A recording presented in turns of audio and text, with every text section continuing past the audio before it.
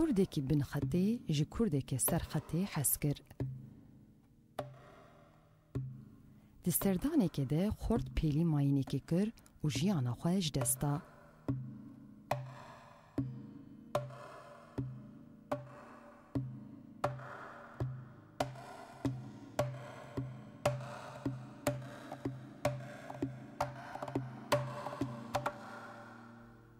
Perçekirin, sînor, mîx, xwîn.